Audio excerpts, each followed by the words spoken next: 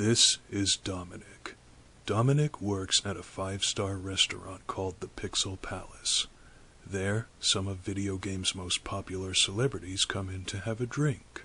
Sometimes they share stories and even secrets, because as we all know, what the bartender hears is confidential, isn't it?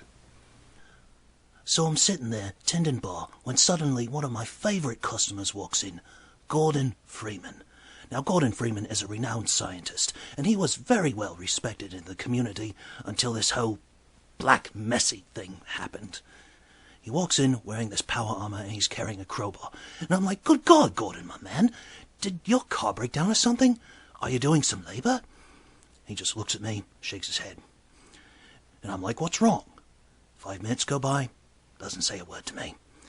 So I'm thinking he's obviously troubled. I ask if he would like a drink, and he just nods his head. So I tell him I'll get him a beer, and he shakes his head no. And I'm like, well, what do you want? Doesn't say a thing to me. It's at this point I get the feeling he's not in the mood to have any sauce. So I get him a water. I give it to him, he sips it, and I ask him, how's your day been, my friend? I've seen you in here a few times. Still, doesn't say a word to me.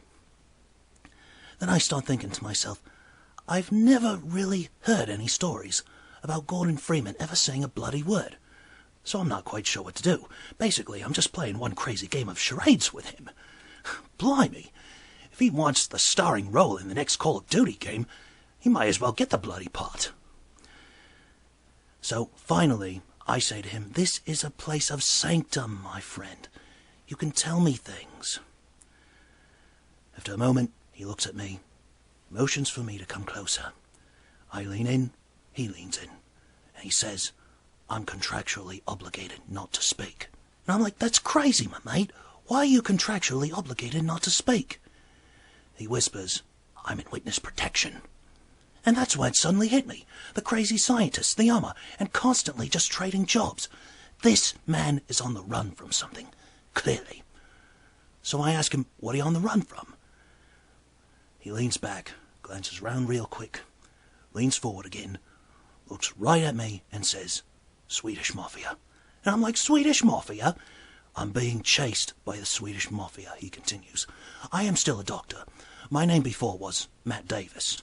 I was a surgeon, and one day I botched a procedure all because I filled up on IKEA meatballs. I just wasn't quite myself. So since then, I've been hunted by the Swedish Mafia. And I'm like, that must be terrible. That must be gruesome, just having them trail you every day. And he's like, actually, no, they're quite polite. They're not really that scary.